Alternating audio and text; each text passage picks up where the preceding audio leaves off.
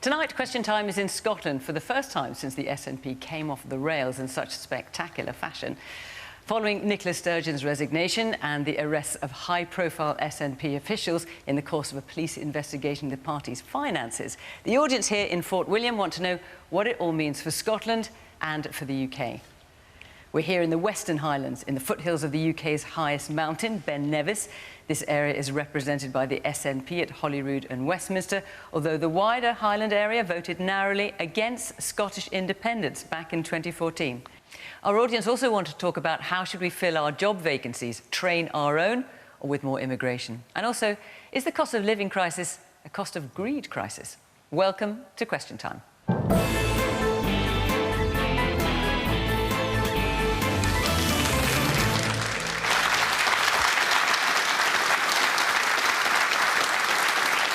On tonight's panel, from the Scottish National Party, Mairi McAllan, elected to the Scottish Parliament 2 years ago at the age of 28. She was immediately given a government job, having been an advisor to Nicola Sturgeon. She's now Cabinet Secretary for Net Zero. Malcolm Offord is a minister in the UK Scotland office, who also serves in the Department of Business and Trade. After 25 years in the City of London, he returned to Scotland and was made a life peer by Boris Johnson 2 years ago. Jackie Baillie is Deputy Leader of Labour in Scotland and has been a member of the Scottish Parliament since 1999. She was a minister in the Labour-led Scottish Government over 20 years ago and has since held numerous shadow cabinet posts. Alex Salmond has twice led the SNP for a total of over 20 years and was First Minister of Scotland from 2007 until 2014, resigning after the loss of the independence referendum. Now out of Parliament and after a rather public falling out with Nicola Sturgeon, he leads the pro-independence Alba Party, which is just over 2 years old. It has yet to have an electoral breakthrough, but has 2 MPs who defected from the SNP. And the journalist and TV personality Nina Myskow was born in St Andrews to a Scottish mother. Having been the editor of Jackie magazine, she became a columnist for The Sun and the News of the World, and now commentates on current affairs for a variety of TV programmes.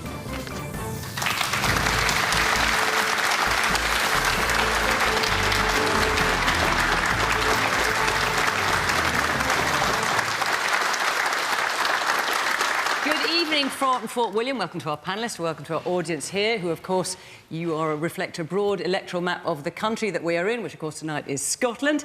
And welcome, of course, to all of you watching at home. We are on social media, as always, and we're also on BBC Sounds after the programme, so you can catch us there too.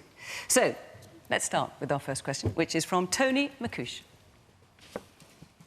Are opposition parties being overly confident about the demise of the SNP without offering a credible alternative? So, it's been a little while since Question Time's been in Scotland, so quite a lot has happened since then. So I'm just going to fill you in to make this question a little bit clearer. The First Minister, Nicola Sturgeon, resigned. The SNP Head of Communications resigned.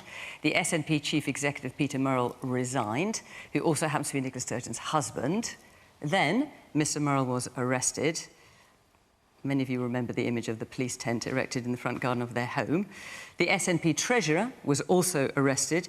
He then resigned. Both men have been released without charge, but a police investigation into the SNP's finances and a luxury motorhome continues. The SNP President says it's the biggest crisis the party's ever faced. Nicola Sturgeon says it's beyond her worst nightmares. Mairi. Well, I think, yes, the risk of the SNP is being overblown. Fiona, you know, you've... What about everything I've just said? Well, no, I was going to say you've quite fairly taken us through a list of events there, but first of all, there has been no conclusion to any of that, and that's about as far as I can go in commenting on it, because it's a live case, and of course, doing otherwise could risk constituting contempt of court. But the point nonetheless, it's been a spectacular series of events since Nicola Sturgeon resigned. And it's clearly not a good look. There certainly has been activity, there's certainly been media attention to that. But I strongly believe that the people of Scotland, who in 2007, when we first came to government, that was the first time in 300 years that the people of Scotland had elected a government that was serving their interests first and foremost, not having strings pulled from a London party. And we have been trusted to do so in the 15 and 16 years since then. Certainly, there is a great deal of activity ongoing in the media, but we are focused on continuing to deliver for the people of Scotland. Certainly, locally, in my area, I'm seeing a lot of support. I'm seeing people coming back to the party. And I think the bottom line is that your approval ratings are dropping in the polls, though. Well, I mean, polls are polls, but the SNP is still polling well. Parties love to quote them when they're doing well and not so keen on them when they're not doing so well. Well, look, I don't mind at all. We're some months out from an election, but the interaction that I have with my constituents in Clydesdale, with the people of Scotland when I meet them in my government role, is that the SNP has earned and re-earned the trust of the people of Scotland, and we still have it. And I can tell you that we will continue working to earn and re-earn that every single day. I mean, I do genuinely feel sorry for the SNP supporters and voters who put their trust in the party and have had that trust betrayed. I mean, I cannot begin to describe the series of events that have happened. They are quite extraordinary, and the SNP is in a mess as a result of that. Now, you know, when you are round the corridors of Holyrood, you can't help but interact with colleagues in government who tell you quite openly that it is simply a matter of time before Humza Yousaf, our First Minister, is going to be challenged. Now, previously it was after the general election. Now people are talking about after a by-election in Rutherglen, which is, of course, a possibility. They do not have confidence in their own First Minister. And in fairness to him, he has been handed a really tough job by his predecessor, because what's going on in the SNP isn't just about the party. The lack of transparency, the culture of secrecy is actually at the heart of the Scottish Government as well. And whilst they're fighting like ferrets in a sack, their eyes are off the ball of what needs to happen with the cost of living crisis, how we get our NHS back, and how we fix our economy. But the question, Jackie, is also about our opposition party being overly confident without offering credible alternative. Absolutely not. I can tell you that we will work for every single vote. Of course, the polls are indicating that, you know, the SNP support is dropping. We don't take anything for granted. And that Labour support is flatlining. No, it's not at all. If you look at all the recent polls, both in terms of the UK general election and support in Scotland and the Scottish Parliament election and support for Labour. Who, as you know, is an election but let me say to you, I would never have imagined a set of circumstances where, you know, Anas Sawar is more popular than Humza Yousaf. Keir Starmer is more popular than Humza Yousaf. Keir Starmer, who doesn't mind if he sounds like a Conservative. To be honest, I didn't interrupt you, but Labour genuinely will work hard for every single vote. We take nothing for granted.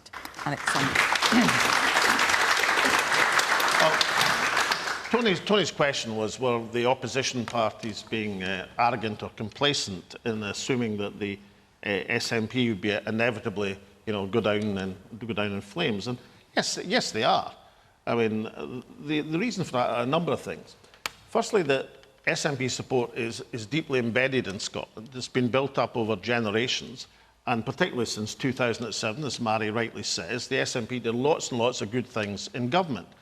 And therefore, there's a tolerance factor to the difficulties that the SNP are having at the present moment. Mairi's drawn the short straw tonight. It was a very difficult position to defend. Is that how it feels to you, Mairi?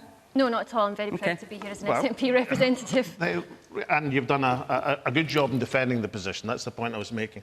But you'd underrate the strength of support. Secondly, there's two reasons why the SNP came to preeminence in Scots politics. One was what the SNP was doing, and the other thing was what Labour and Tory weren't doing. And judging these two options, the people of Scotland have put their trust in the SNP over a long period. But the fundamental reason for the Unionist parties not to be complacent is that while the SNP is having its difficulties and the support has been declining, support for independence isn't declining. Support for independence is near 50%. You know, exact opposite of where we were 10 years ago, when support for the SNP was at 50%, but support for independence was below 30%. Now it's exactly the opposite. Support for the SNP is in the 30s, support for independence is high. So I think that the fundamental reason that the Unionist parties are complacent is they underrate the strength and resonance of the desire of people in Scotland for independence. That's the reason that they're complacent. Well, before I come to the rest of you, I'll just hear a bit more from our audience then. So, yes, the woman here in the yellow cardigan. It was just to say, Mairi was saying about how with the SNP that their support is remaining and it's not being lost. Well, I have to disagree with that, and I know a lot of people are in the same situation. I voted yes for independence. I've always voted for SNP, but after the results of what happened, my trust is just completely broken, and the same with any party. If I'm honest, I couldn't pick a party now to vote for because I don't trust any single one of them. With everything that happened during COVID, you know, down at, I don't need to explain what happened, but with that, and then obviously with this, I have no trust in any political parties at all. So, I'm sorry you feel that way. I really was just referring to my local situation in Clydesdale, but I really am sorry that you feel that way, and you're exactly the type of person who I would personally want to engage with to find out what matters to you and to see how we can rise to that challenge. Right. The woman there in the glasses. I've been following Scottish politics since 2014 when I took an interest in the referendum. I have yet to see the Tories or the Labour Party actually speak properly for the people of Scotland. All I see is what they've been told from London.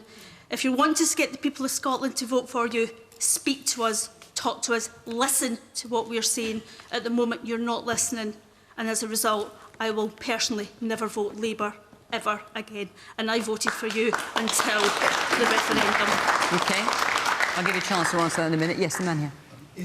Isn't the problem the fact that because so many people vote on nationalist or unionist lines that it's very difficult actually at elections to hold any one party to account over their views on other issues like that are so important, like infrastructure, particularly around here, and because people are voting SNP if they're independents, Conservative, Labour, Lib Dem, whoever else if they're unionists, and it's just trench warfare between those two, and it's important to get through on any other issue, impossible to get through on any other issues. OK. Can I come in?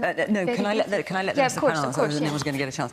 Malcolm, trench warfare, and talk to the people of Scotland rather than just what you're saying, madam, which is just basically repeating what you're hearing from Westminster. Well, just to deal with the SNP, first of all, the SNP have been a phenomenal campaigning party. They've won 8 elections in a row. If you think about the numbers, there's 4.3 million voters in Scotland, and in the 2014 referendum, they got 1.6 million votes. And in the 8 elections since then, they've had 1.3, 1.4 million votes. So basically about a third of the electorate are die-hard SNP supporters. And they must be very disappointed with what's happened, because if you look now, back over 15 years from when Alex Salmond first became First Minister through to Nicola Sturgeon, if you said at the start of that you're going to have 15 years and you have an opportunity to transform Scotland and make Scotland the most prosperous part of the UK and the fairest part of the UK, and where we've ended up now, where that has not actually happened, I think they would be very disappointed. And from a UK government point of view, we believe that Scotland can and should be certainly the most prosperous part of the UK outside of London, and has all the tools to do that. The devolution settlement is the most generous devolution settlement of any world system. You go look in the German system, look in the US system, look at any other, whether it's a federal system or whether it's a unitary system we have here. And what do you make of David Frost, Lord Frost, who's saying he'd actually quite like to become an MP if he's given the chance, saying actually devolution's gone too far, we need to be rolling back? Well, I don't know if David Frost's been to Scotland personally. I don't know. I don't know if that's the case, but I live in Scotland and I know what actually goes on here. And I think we have a fantastic opportunity to grow a 21st century Scotland which is prosperous and fair.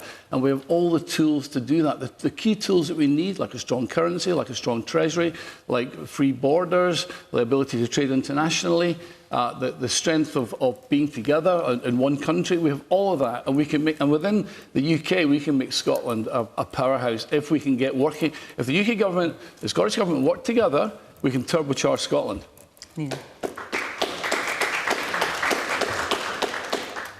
I obviously don't wander the corridors of Holyrood at all. I mean, I live in London, but I do obviously have an enormous interest in Scotland. And I look at what's happened, and it's just so disappointing. It's a mess. I mean, in old Scottish Parliament, it's gone from a stushy to a burch. I mean, it's really... Do you want to translate for anyone who's not from around here? A stushy is a bit of a problem. No, I know what it is, but I'm just saying, being from right south of the border. But a burch is an absolute catastrophe. I'm disappointed because I looked at Nicola Sturgeon, and for somebody of my generation, any woman who reaches a position of power is to be applauded. You know, she broke through. It takes a lot, even in this day and age, for women to break through. And I was, you know, proud of that. And also during the pandemic, I don't know what problems you had here or what things went wrong, but I know that Nicola Sturgeon stood up on her hind legs every day and talked to the people of Scotland, whereas we were stuck with Boris Johnson. And I envied you for that. Mm-hmm. And things were moving forwards. And now it's completely shattered. And that I think there is an enormous hole there. And it's almost unseemly the way people are rushing to try and fill it, you know? Oh, no, we were here all along, we'll do it for you. Well, you could have voted for before. I don't know how you solve this. I really don't know how you do. I mean, the trouble is, I tend to agree with Billy Connolly's, and with no ill respect to my fellow panellists, but he always said that the desire to be a politician should preclude you from ever being one.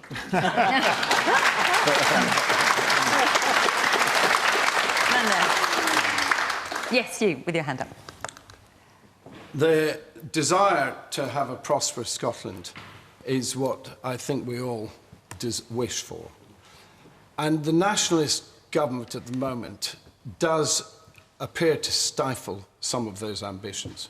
And I will give you one example, and that is, in a national market, it is better that we in Scotland, when we make things, can sell them easily across the borders of our country.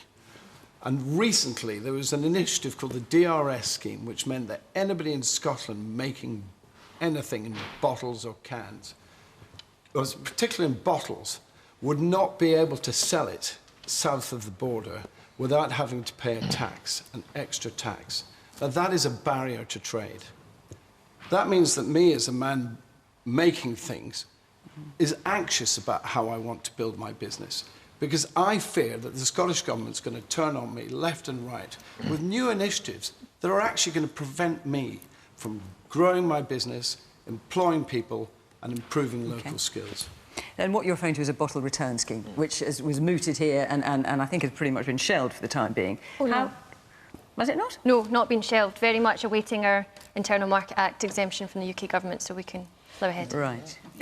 But yeah, no, just on that, I mean, Hang on a second, because it's been delayed. It's definitely been delayed. Yeah. Oh, yeah, there's been delayed, and we've responded to some of the concerns from business, and we've changed some of the regulations to respond to some of that. OK, so more generally, to his point, what you don't want is more borders, more tariffs, more difficulties in the way of the free flow of trade. That's what you're saying. I don't. Yes. Yeah, and I can completely understand. These are the complex issues that, as a nation and as a polity, we have to be willing to take on and debate and discuss, because, you know, I believe that Scotland's future is best served as an independent nation, and questions like trade and how we will do it are part of that. I don't think anyone is suggesting that we wouldn't trade with our closest partners in the rest of the UK after independence. And in the meantime, what is that route to independence now, Mary? Because when Nicola Sturgeon was still First Minister, she talked about the next general election being de facto referendum. Mm-hmm. Hamza Yousaf, who is now First Minister, is saying he's not wedded to that idea. Yeah. Yeah. So what is the strategy? Yeah, so just I'll come on to that, Fiona, but I just wanted to say the anomaly now is that because of Brexit, we can't trade as freely as we did with 27 other countries across the European Union. So there are barriers to trade with being part of the UK as well. But as regards the route to independence, Well, the party strategy is what I'm... The party strategy is, well, the Section 30 order is the gold standard. I want independence. I want us to get it. I don't want us to spend the next 20 years wrangling over its legal recognition. So when you say Section 30 order, what you're talking about is for the Scottish people to be given permission to have the referendum, for the Scottish Parliament to be able to have that. As we did the UK previously under the Edinburgh Agreement, for the UK to acknowledge that the people of Scotland have voted for a majority of MSPs who've promised to deliver an independence referendum. They should recognise the democratic will of the people of Scotland and undertake that exchange of powers so that we can have that gold standard referendum and put it to the people. And given that the UK government's basically said you're not going to get that. What is the strategy? Well, I don't accept that. If it's not a de facto referendum, what is it? I don't accept that we just perpetually continue in a UK state that doesn't recognise democracy. That is completely unsustainable. But in so the what meantime... are you going to do? I understand that's your position, but what's the strategy? In the meantime, my party has a job to do to get support for independence up beyond 50%, up to 55, 60%, because at that point, the democracy denial that we're experiencing from the UK government, I think, has to collapse. Otherwise, the truth is that this is no longer a union of equals, and actually Scotland is being held in this union against their democratic will. You want to come in? I was just thinking when Malcolm was speaking, he said he didn't know if Lord Frost, his colleague, had ever been to Scotland. Well, I don't know either, but he's certainly done a lot of damage to Scotland because he was the chief negotiator of Brexit, which has severely damaged the Scottish economy and the economy across these islands. Now, in terms of... But the man there in the audience is worried that independence would also damage Scotland and damage trade. No, the man there was, if I understood him correctly, was talking about the bottle return scheme. As an example of a trade barrier. Yeah, but the bottle return scheme, along with things like self-ID, jurorless trials, and taking away 10% of the fishing areas from fishing communities at the present moment, there's a range of initiatives by the Scottish Government which are tin-eared. They haven't been listening to the people. And therefore... But in answer to Malcolm, I mean, there's a reason that the SNP and the Scottish Government have been in power for 16 years, and that's because in most of these 16 years, they didn't do things like that. So there's a new First Minister. My advice, I'm sure, it's totally unsolicited, it might not even be wanted, but my advice to Hamza Yousaf is clear the decks. Get rid of things like the bottle return scheme, the jurorless trials, the self-ID, the attack on the fishing communities, and get back to doing what was done for most of these 16 years, which was governing competently, efficiently for the people of Scotland, while having the goal of independence and allowing people at each election to vote for independence, not anything else. And what would your strategy be, Alex? We heard what Mairi had to say. Well, Nicola Sturgeon's was a de facto referendum. That now seems to be going by the wayside, as far as one can tell, certainly in the short term. What's your strategy? Or what would your strategy be? I negotiated the Edinburgh Agreement with David Cameron, but I don't agree that Section 30 is the only route to get independence. If that route has been blocked off because of the move to the Supreme Court, which I didn't quite understand, then you go back to where you should be seeking a mandate. You seek a mandate from the people. Now, if you can't do it in a referendum, you should do it in an election. And if not just the SNP, but the independence parties, the SNP, Alippa, the Green, if they win the election, if they get a majority of votes, then they should seek that as a mandate to negotiate independence. So Nicola Sturgeon's strategy of the election being a de facto referendum? One disagreement. I mean, that's, in my view, what the people who believe in independence, the parties who believe in independence, should be doing it each and every election. Not once and for all, but they should be appealing to the people to get a majority. And if they get a majority, we've got a Scottish Government which is perfectly capable of negotiating independence for Westminster. But people in Scotland have to be given that choice. Well, let's hear from the people of Scotland. The man at the back with his hand up. It's not just what's happened with the SNP party in Holyrood. It's also the issues, as Alex rightly pointed out, that the SNP are bringing forward and getting bogged down. The proposals for 10% of the Scottish waters to be designated as highly protected marine areas, that was taken without consultation. That commitment was made with the Green Party because of SNP's one seat short of a majority crisis. It's nothing to do with global warming crisis, nothing to do with a nature crisis. They went into an agreement with the Greens because they had a one seat short of majority crisis. Woman here with the glasses.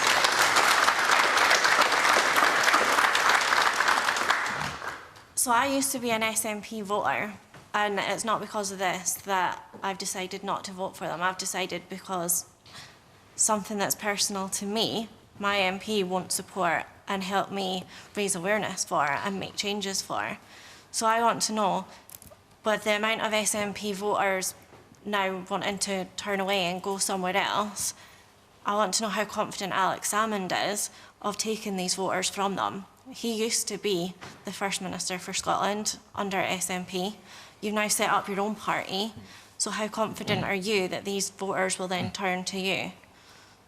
Well, I should say, it's not my party, but it's got 7,500 members now. It's heading to become the third biggest party in Scotland by membership in the next few weeks. So there's a lot of people behind it. But it has been tested at 2 elections and got nowhere, and the two MPs it has are defected. Well, it took the SNP, if I remember right, 11 years to win their first election, then another 20 years to win one after that. So, starting new parties takes time because you have to explain your position to people. And you mustn't rely, and ALPA's not relying on the problems of the SNP to make progress. We're relying on the policies that we put forward, which might be a bit more common sense in them than some of the suggestions from the Scottish Government at the present moment. But underlying ALPA's position is our belief in the Southern right, the Scottish people, to vote for independence. And regardless what any other party does, we intend to give people that opportunity at each and every election. Malcolm, do you want to answer the question in terms of what Norris had to say and what Alex Salmond had to say in terms of the independence and being blocked by Westminster? Yeah, I sort of feel I'm in a bit of Groundhog Day here, sort of like déjà vu. Because I think we did this in 2014. And, at that time, you think back to, there was consensus across Westminster and Holyrood that we should test this question. And the SNP under Alex Salmond had momentum and had moved it from 30% to 45% of the vote. The oil price back then was 115. That was when the SNP did like oil.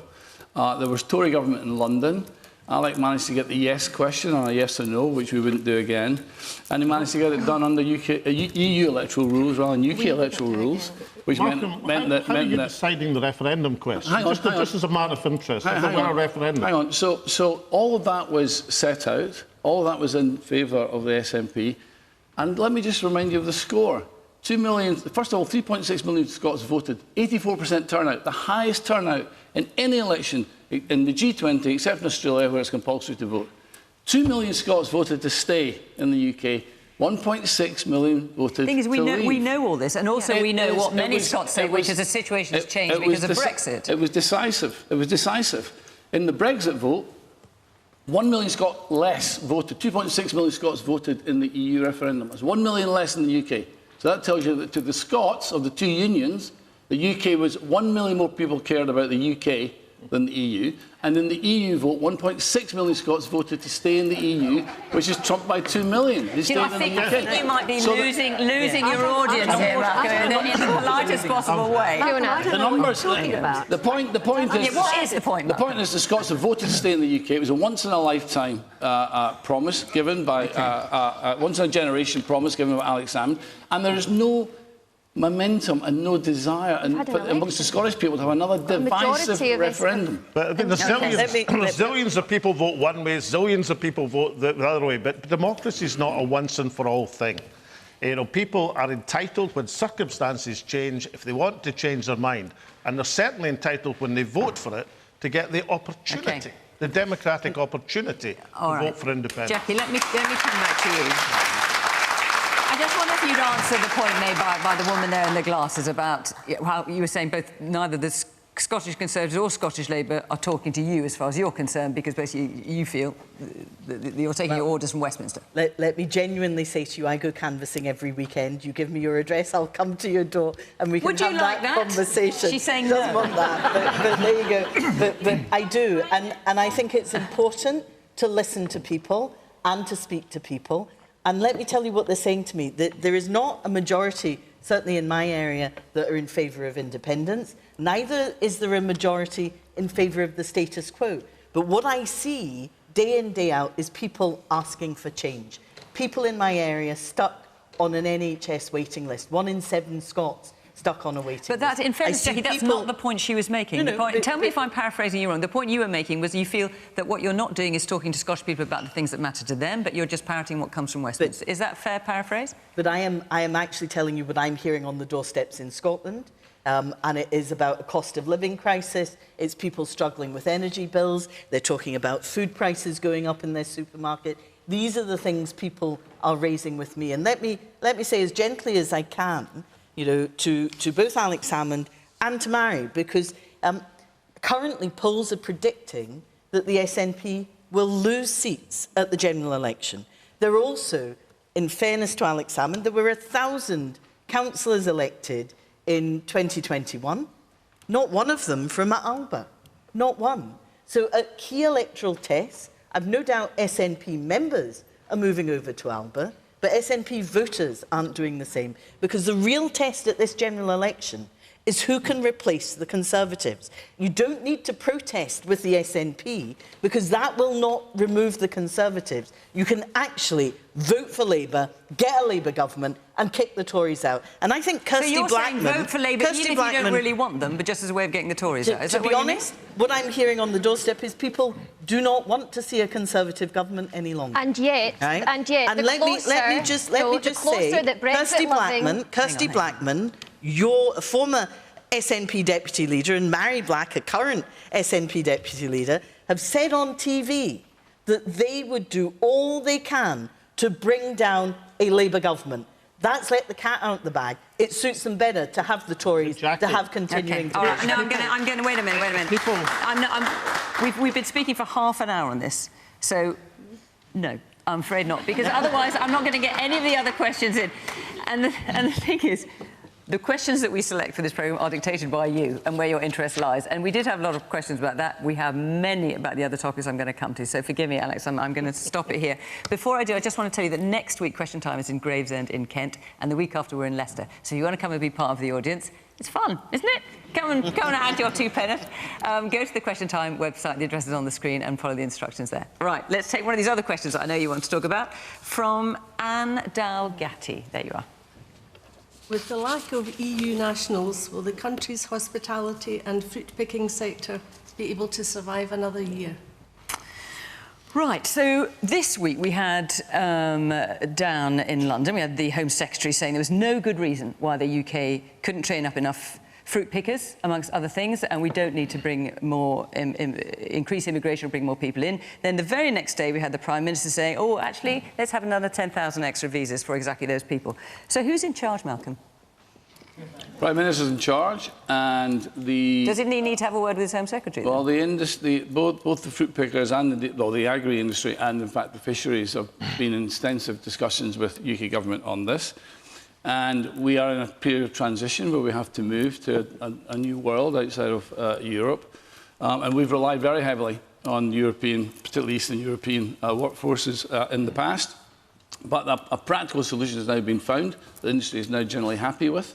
So what do you make of the comments by the Home Secretary then? Well, I think what... I mean, she is adamant that that is not what should happen. Yes.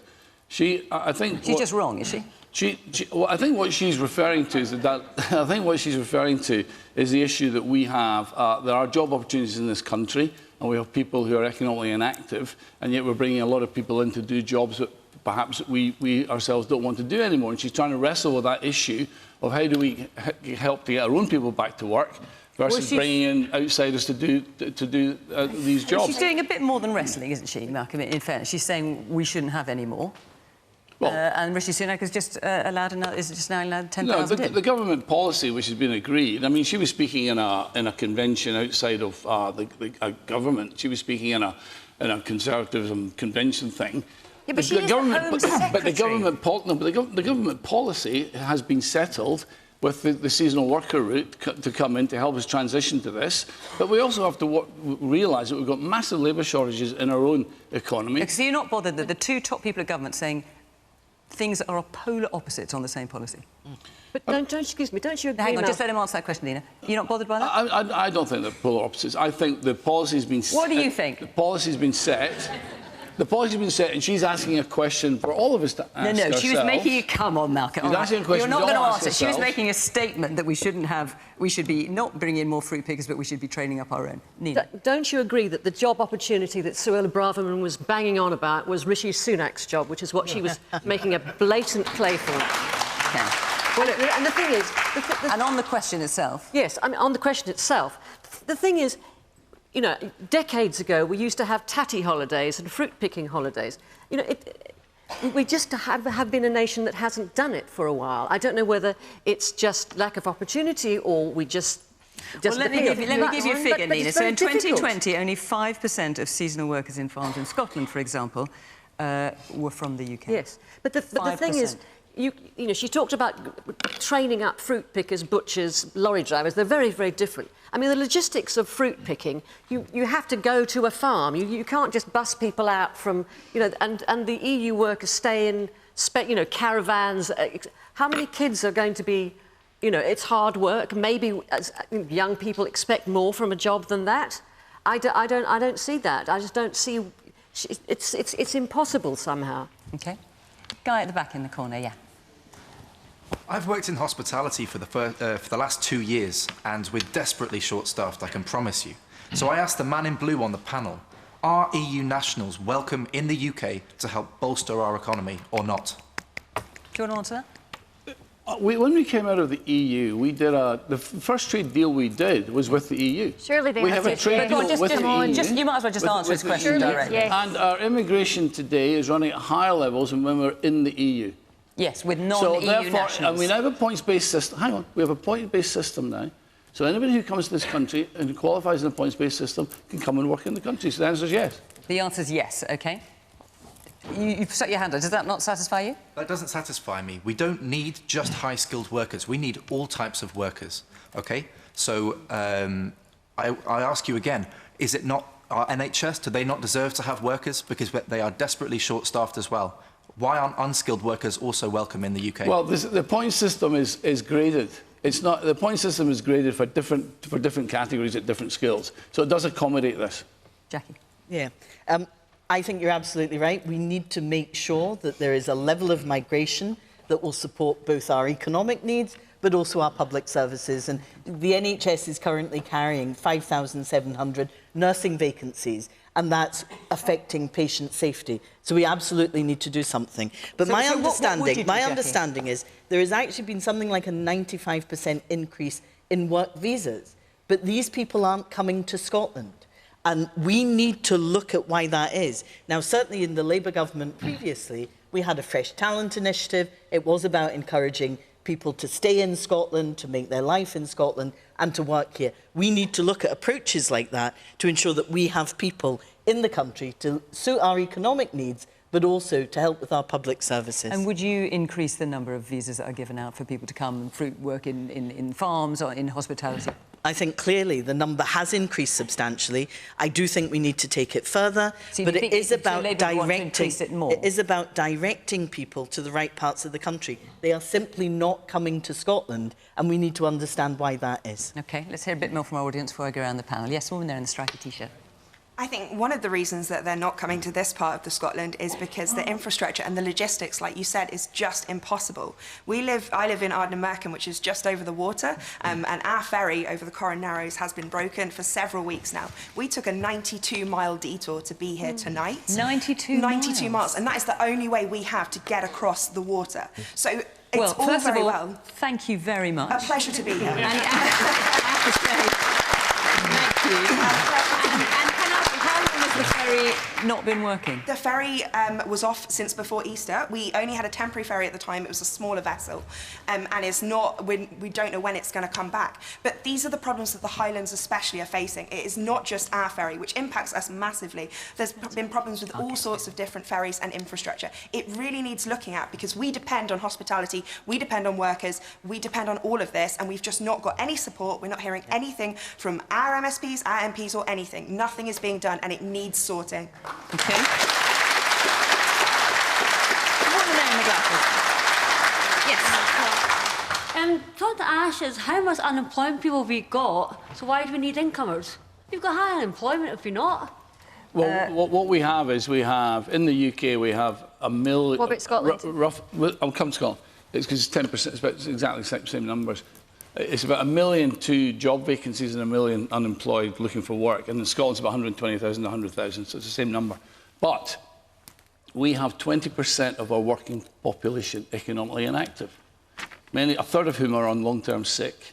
and many of whom are carers. They'll also include students, there'll be early retirers. And we know by talking to that cohort that a lot of them would like to get back to work. They feel they've lost their way, they haven't got a pathway back to work. And I believe we should have a responsibility to try and help them to get back to work, because that's 20% of our working population. How many people leave school and just sign on? How many people leave school and just sign on? How many people do? Well, does anyone know that figure? I have to say I don't. Alison, I don't believe it's that many people, to be honest. So, well, let's deal with the substance of the question. Thank you for your point. With the lack of EU nationals, will the country's hospitality and fruit-picking sectors be able to survive another year? And we know that the National Farmer Union, for example, has been complaining about not having enough workers and fruit and vegetables rotting in the field. Alex? Well, I agree with Nina that the Home Secretary's speech, whether it be to an American think tank, whether it be on the moon, Malcolm, it was a job application to be a future Tory Prime Minister. That's what she was about, because the Tory party are fixated on immigration. They want to fight the election on immigration. But the reality is, not just for the agricultural sector, not just for fruit pickers. I was very struck, incidentally. She said that we should train people up to be berry pickers. Now, one of my first jobs was picking berries. I don't remember much training involved. I mean, it was quite simple. You just picked them off the raspberry bushes. But the larger point is this, that the exit from the single market and from free movement has made every family in this hall tonight £2,000 a year worse off. £2,000 a year. And when times are tough like they are just now, that's a huge amount of money for most families, the vast majority of families. And that's because the economy is smaller as a result of coming out of the single marketplace. And the economy is smaller as a result of labour shortages in key areas of the economy. And it's all very well to say, you know, well, Keir Starmer is going to come in and sort it out. But Keir Starmer won't commit himself to going back into the single market. He won't commit himself to freedom of movement because he's frightened of the Tory attack on immigration. And so when Jackie said earlier, people are desperate to get rid of a Tory government. Yes, I think they are. But why on earth would they then vote for Sir Keir Starmer to implement almost the same policies across a range? Well, it's not nonsense, Jackie. Nonsense. On Europe, where Labour should, you would think, be arguing to get as much back into the economic free market, the single market of 500 million people as possible, Labour won't commit to that because they're frightened of the Tory attack on immigration. And as a result, the two major parties at Westminster are going to be offering effectively no choice in the coming election.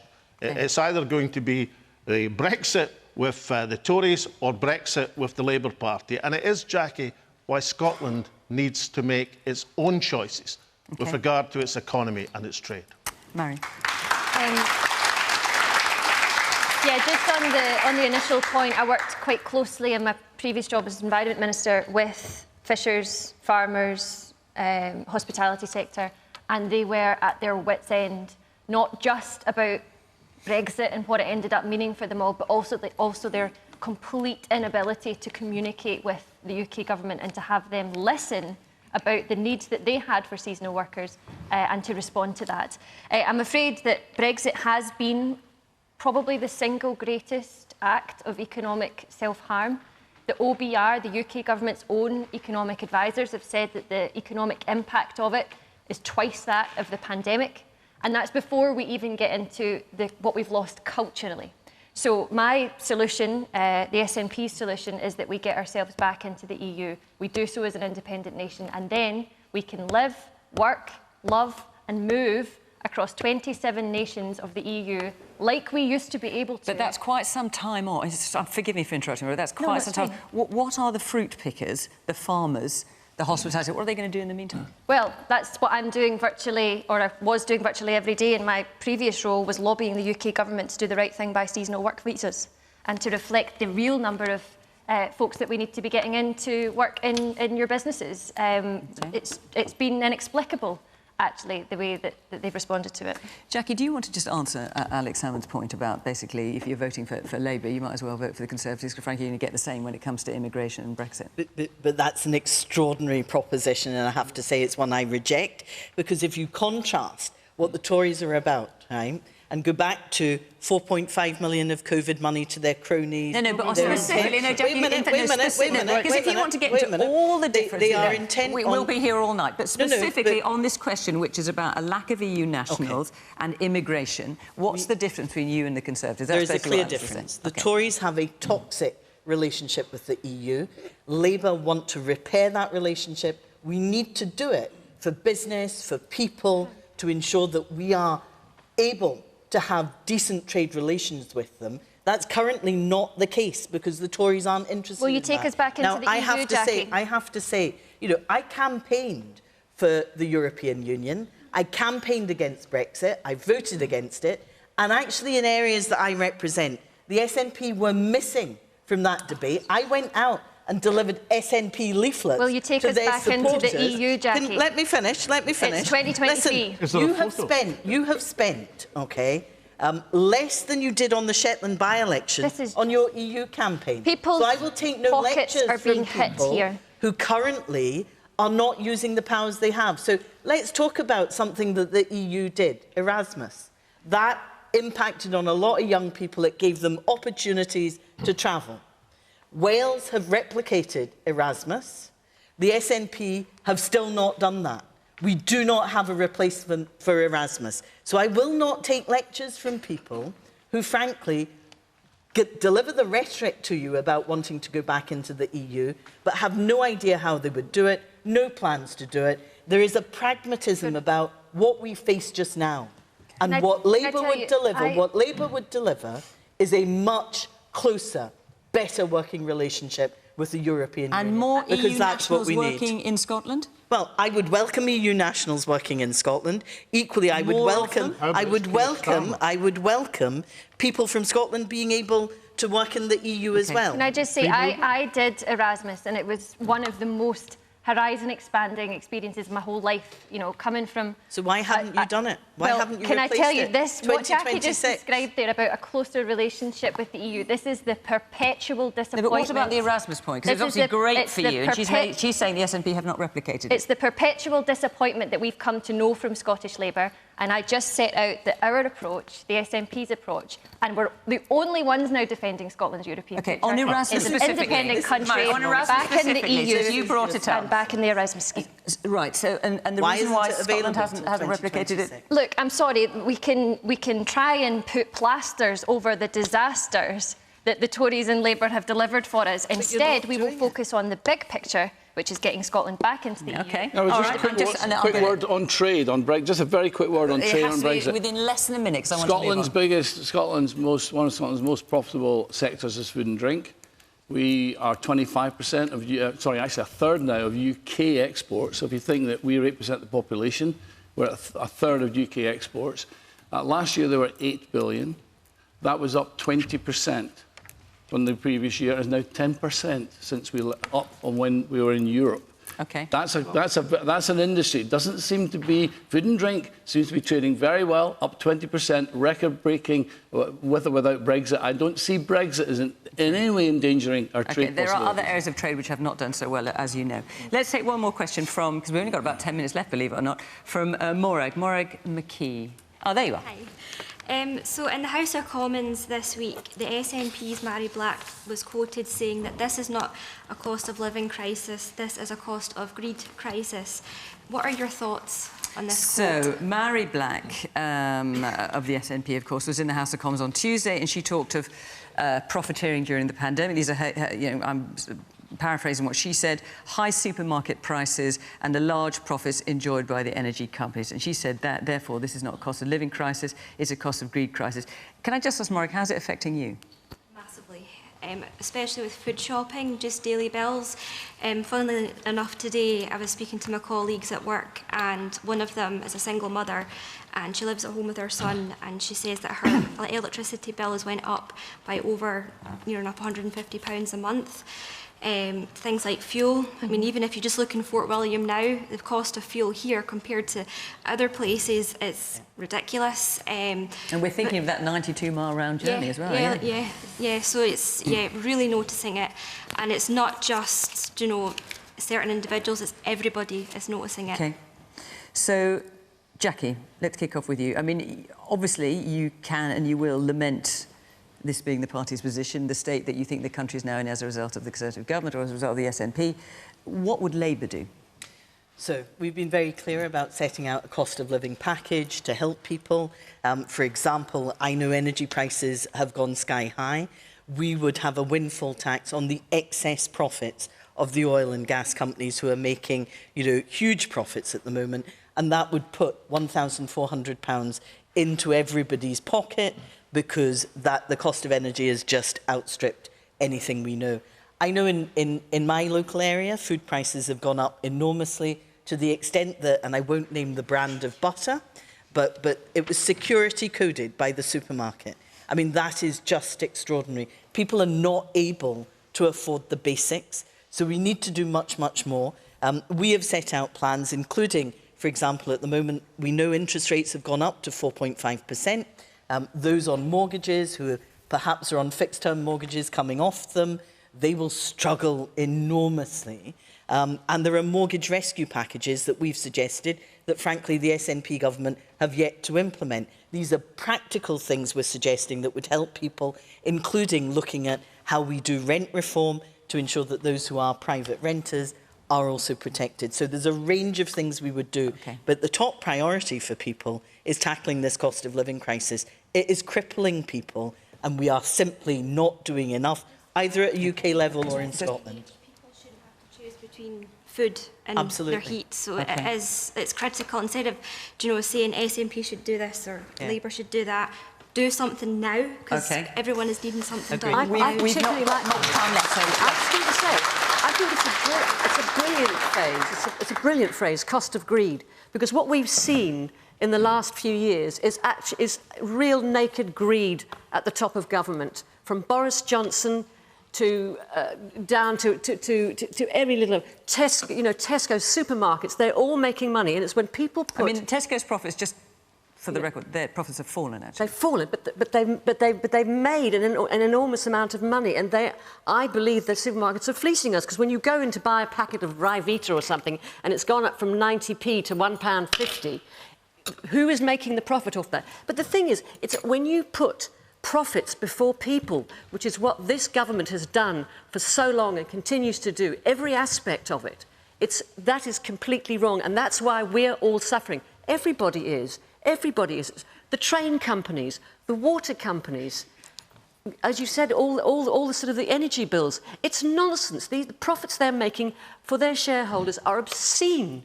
They're obscene. This is money that should go into providing the service that they're supposed to provide for us. All right. So, greed at the top of government, Nina is saying, but also in terms of supermarket prices, I mean, Tesco, Asda, Sainsbury's, I think they're the top three. Their profits have fallen, but nonetheless, prices are sky high for people. Is government being greedy itself, and can anything be done about supermarket prices? Well, I think the government's just put a package together of 94, call it 100 billion. You think that the COVID furlough and COVID extend cost 400 billion. So a quarter of that has been put into the whole cost of living support package for 2 years. Right now, the government's taxpayers are effectively paying half of all your energy bills. All of our energy bills are being paid, of which half of that is coming from the windfall tax from the oil and gas companies.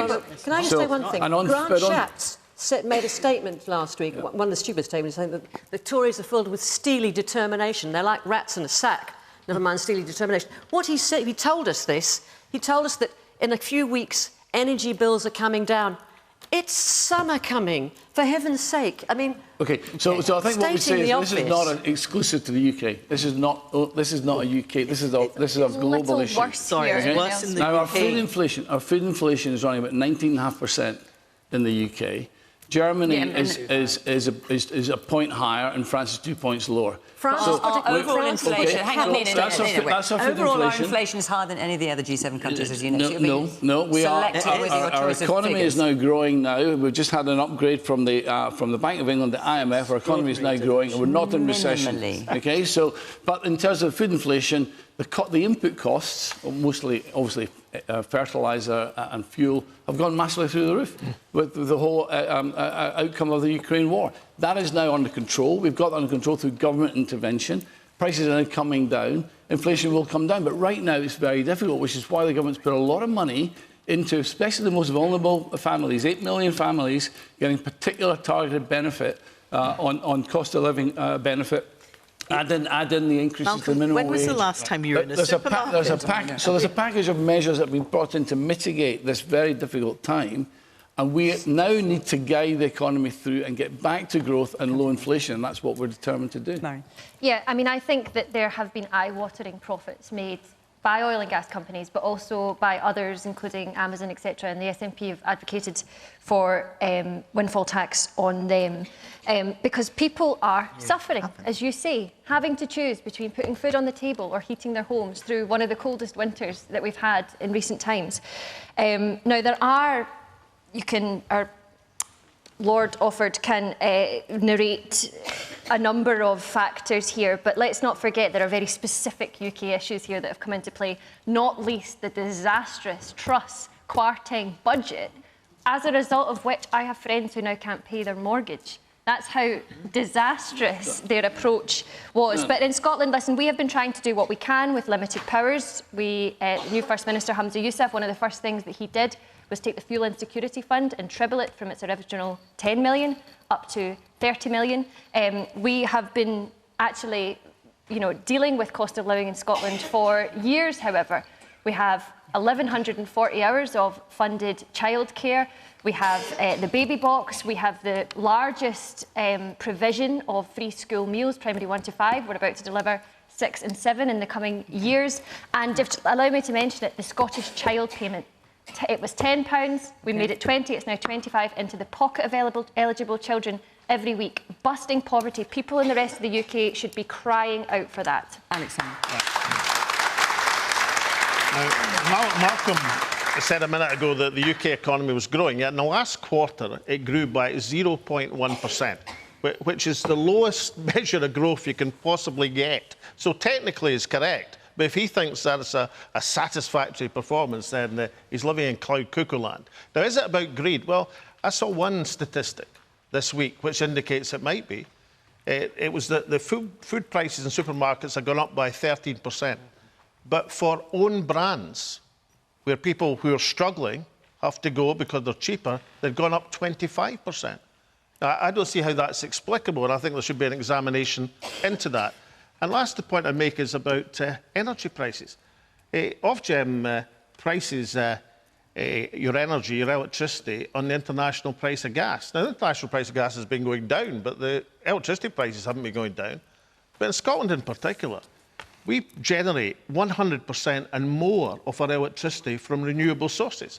Now, I've been looking very closely. The price of wind hasn't gone up in the last year. The price of water hasn't gone up in the last year. So why has Ofgem let the price of electricity soar? So I would sack the Ofgem board and take some immediate action and help working families in this time of crisis. OK. It always comes around too soon, but I'm afraid we are out of time. Every week I think we could go on for so much longer, but our hour is up. Thank you very much to the panel for coming along to beautiful Fort William this evening. Thank you to all of you. Good luck getting home with your journey around those beautiful roads, very windy. Take it steady. Remember, Question Time is in Gravesend in Kent next week, and we're in Leicester the week after that, and we are available on BBC Sounds. From Question Time in Fort William, until next week, bye-bye.